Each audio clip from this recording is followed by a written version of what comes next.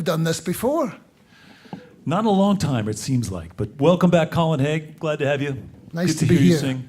It's so interesting to hear you sing a song that you've written that modulates, because it's not uncommon, and our audience knows this, it's not uncommon for singers over a period of time to lose a little bit of their upper register. And so, Colin, it seems to me like that last song is just an opportunity for you to sort of say, listen, I'm going to sing this song pretty high, and then I'm going to go higher. And then I'm going to modulate it up, and then I'm going to do it again. I know. It's a bit of a, you're kind of a show-off, aren't you? Well, in that particular song, a little bit.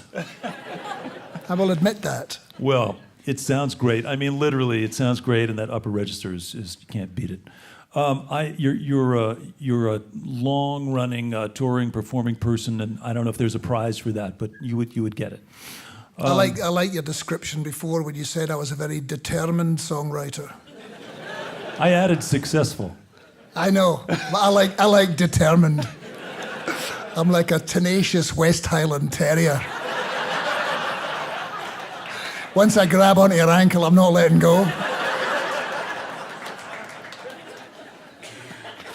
Oh man! Well, I also mentioned that you've seen every shade of the performing world, from pubs and clubs and bars to sold-out stadiums around the world to acoustic shows in small theaters and festivals. What gigs haven't you played? Maybe weddings? Have you done weddings? I've done weddings, Yeah. and I did one recently, and I wouldn't recommend it.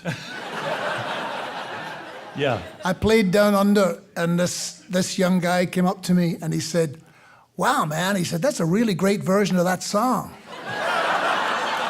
And I said, "You know, I wrote that song." And he went, "Oh," he said, "that was pretty good anyway." The youth. Speaking of youth, you guys were pretty young. You guys were pretty young when Men at Work got together. I mean, I'm sure you were unprepared for what happened. Well, we weren't that young. We were 28 or 29, so not that young. But we thought we were prepared, as you do, because I thought that I thought I knew everything, and it turns out that I knew next to nothing. But you think you know a lot. And but it was a brilliant time. But I never took advice from anybody, and that was probably a failing, But you're so determined. Like a Scottish terrier. Hey, did you? It was also the early days of MTV, and. I don't know if you've gone back and looked at any of those videos. I'm not sure you took a lot of advice in making those videos either. I can't really tell. Have you looked at them? I think they're fantastic. Oh, you do?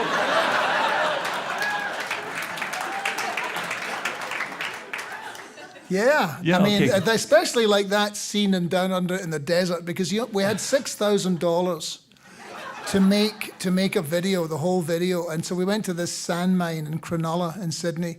And it was raining for a couple of days, so we couldn't really shoot anything. And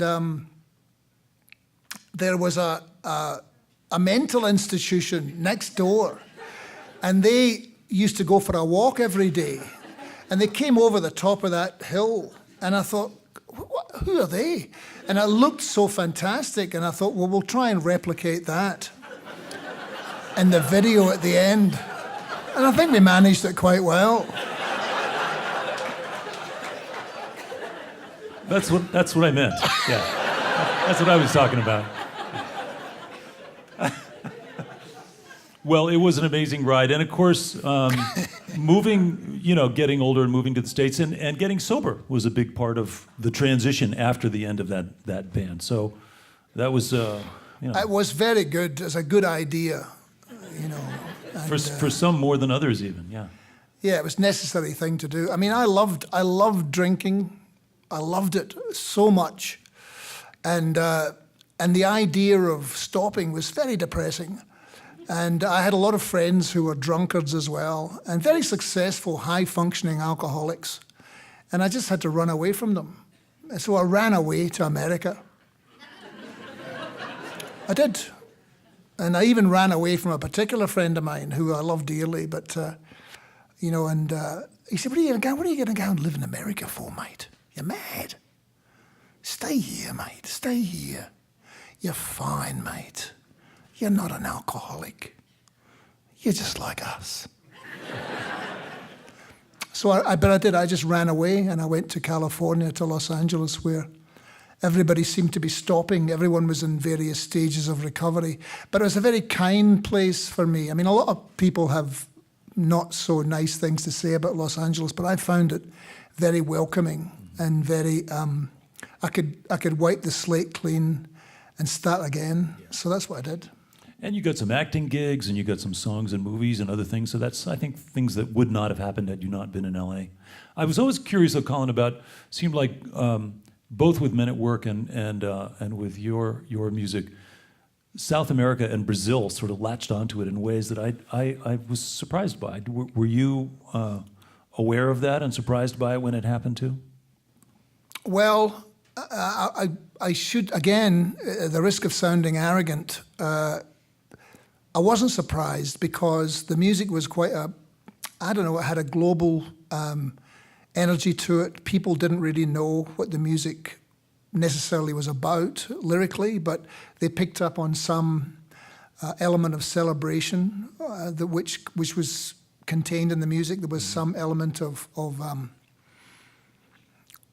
you know, we felt pretty excited, almost ecstatic about what we were doing, and I think that people picked up on that, whether it was in Bolivia or Canada or the United States. And so Brazil was huge for us, and indeed, I can still go down to tour in Brazil, and it's still like that. So, but it's a different kind of audience too. It's like a football crowd. You know, you play in Brazil, and all of a sudden there's this chant that happens. You don't know who starts it.